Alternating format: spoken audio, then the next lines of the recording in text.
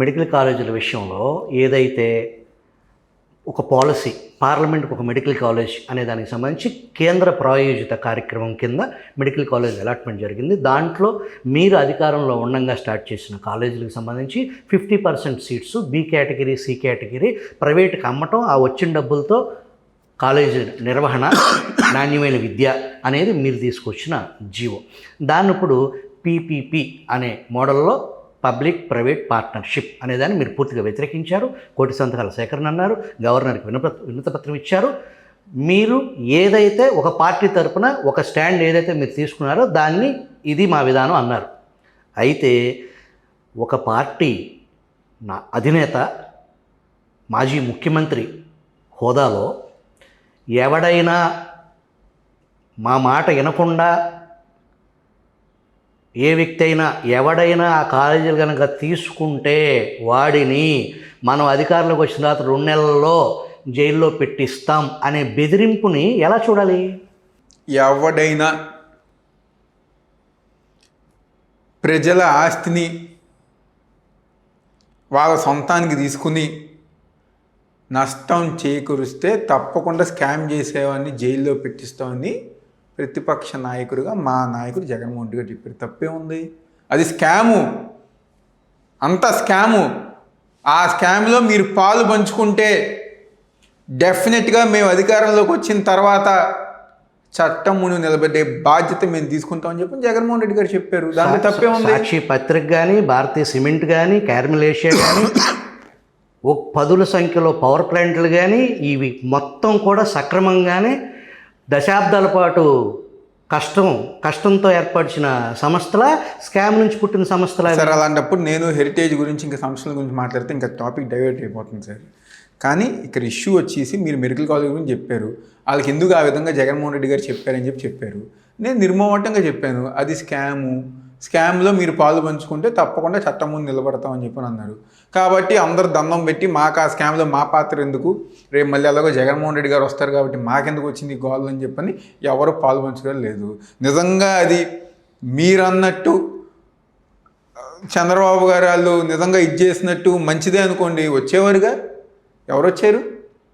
అది తప్పు జరుగుతుంది, స్కామ్ కాబట్టి వీళ్ళు ఎలాగో ఈ 3 సంవత్సరాల్లో మొత్తం సర్దేసుకుంటారు, వెళ్ళిపోతారు.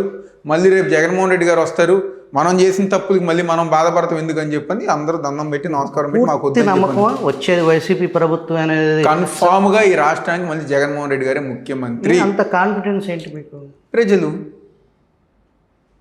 5 సంవత్సరాలు జగన్మోహన్ రెడ్డి గారు చేసిన అభివృద్ధి, సంక్షేమం, ఈ 19 నెలల కాలంలో ప్రజానీకానికి ఏమీ దొరకకపోవడం. 11 అంటే మీకు కోపం వస్తుంది. ఇదే ప్రజలు మిమ్మల్ని 11 సీట్లకి ఎందుకు పరిమితం చేశారు? దేనికి? మీరు చెప్పిన అబద్ధాలకి. 5 సంవత్సరాలు మీలాంటి వాళ్ళు, లేకపోతే ఎల్లో మీరే చెప్పిన అబద్ధాలకి, లేకపోతే అది గాలో ఈవీఎంలో గారు మాకు తెలీదు. అంటే ఈసారి ఈవీఎంలు మీరు సెట్ చేస్తున్నారు ఏంటి? ఈవీఎం సెట్ చేస్తుంది కదా సార్. ఒకటి ఏంటంటే రాజకీయాల్లో జగన్మోహన్ రెడ్డి గారు చేసిన సంక్షేమ కార్యక్రమాలకి, అభివృద్ధి కార్యక్రమాలకి ఒక సెక్షన్ ఆఫ్ మీడియా పోయిన 5 సంవత్సరాల్లో 4 సంవత్సరాలు మాకు ప్రతిపక్షం మీరే. మీడియానే మా ప్రతిపక్షం. పని కట్టుకుని జగన్మోహన్ రెడ్డి గారి మీద ఒక అబద్ధపు ప్రచారం, ఏమీ చేయట్లేదు, లేకపోతే కులాలకి మతాలకి వ్యతిరేకంగా జరగంది గారే జరిగినట్టుగా. మీడియాకి అంత శక్తే ఉంటే, లేకపోతే పుస్తకాలు వేసి విద్వాంసం అని చెప్పని పుస్తకాలు వేసి ఇవన్నీ చేశారు కాబట్టి. విద్వాంసం అనేది 6 మీరు ఆ టాపిక్ తీసుకొచ్చారు, మీరు గుర్తు చేశారు. విద్వాంసం అని చెప్పని పుస్తకాలు వేశారు కాబట్టి నిజంగానే చాలామంది ఓహో అని చెప్పనే విధంగా.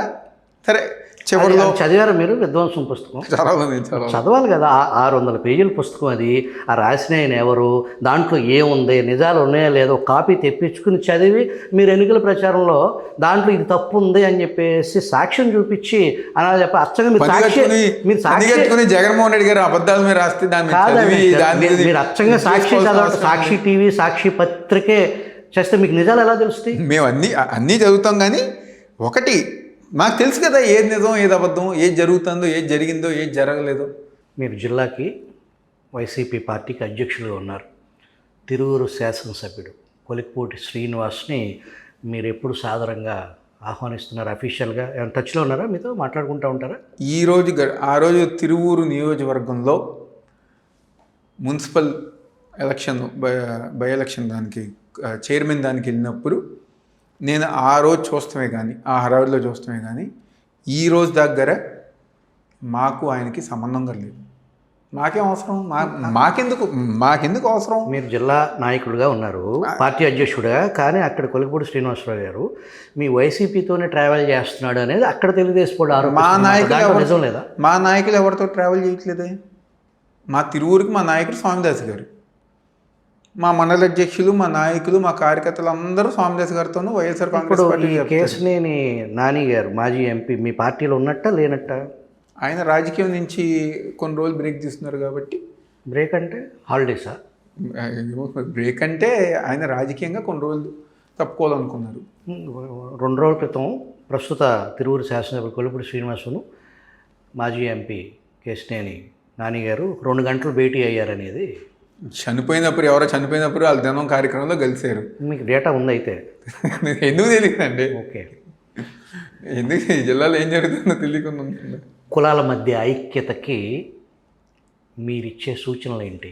సార్, ఒకటి, ఈరోజు జనరేషన్ కులాలు లేకపోతే మతాలు పరంగా ఎవరు ఆలోచించట్లా. ఎవరు ఇదివరకు విజయవాడ నగరంలో స్టూడెంట్ పాలిటిక్స్ ఉంది. ఆ స్టూడెంట్ పాలిటిక్స్లో కానీ ఇదివరకు మీకు గుర్తే ఉంటుందేమో, సి మీట్లని, కే మీట్లు అని చెప్పని జరిగింది 2009, 10, 2008 ఆ టైంలో. కానీ మీరు ఈరోజు చూడండి, ఈరోజు జనరేషన్ అంతా గారా 4 years ఇంజనీరింగ్ చదువుదామా, అమెరికా వెళ్ళిపోతామా అనే ఆలోచనలో ఉన్నారు. అలాంటి ఆలోచన, లేకపోతే కులాల పరంగా చేసే యువకులు కానివ్వండి, లేకపోతే ఇది విజయవాడలో ఎవరికి లేదు, మాకు అస్సలు లేదు. నన్ను నెహ్రూ గారు, ఈరోజు నా చుట్టుపక్కల ఉన్న వాళ్ళందరూ గారా అన్ని సామాజిక వర్గాలకు సంబంధించిన ఎస్సీ, ఎస్టీ, బీసీ, మైనార్టీ, కాపు, కమ్మ అందరూ, ఒకళ్ళని కాదు, ఓసీ అందరూ కదా ఈరోజు మా చుట్టుపక్కల ఉన్నారు. అలాంటి కులాలు, మతాలు విడదీసే ఆలోచనలు లేకపోతే డిస్టర్బెన్స్ పెట్టే ఆలోచన ఎవరికి లేదు. అలాంటి ఆలోచన ఉన్నారు కదా, దయచేసి అలాంటి ఆలోచనలు పెట్టుకోమాకండి. విజయవాడ నగరం కులాలకి, మతాలకి అతీతంగా అన్ని విధాలుగా ముందుకెళ్తాం గారు జరుగుతుంది. మీ రాజకీయ భవిష్యత్తు లక్ష్యాలు ఏంటి? ఒకటే, నేను గతంలో గారు చెప్పాను, ఇప్పుడు గారు చెప్తున్నాను. నెహ్రూ గారు లాగా 5 సార్లు ఈ జిల్లాలో ఇప్పటిదాకా ఆయనలాగా ఎమ్మెల్యే అయింది ఎవరు లేరు. ఒకే నియోజకవర్గం నుంచి ఆయనలాగా 5 సార్లు ఎమ్మెల్యే అవ్వాలనేది ఇది. ప్రతి ఒక్కరికి, మనల్ని నమ్ముకున్న ప్రతి ఒక్కరికి వాళ్ళందరి గారా న్యాయం చేయాలనేదే మా ముందున్న లక్ష్యం. రేపు 2029కి ఎట్టి పరిస్థితుల్లో జగన్మోహన్ రెడ్డి గారు ముఖ్యమంత్రి అవ్వాలనేది మా ముందున్న ఆశయం.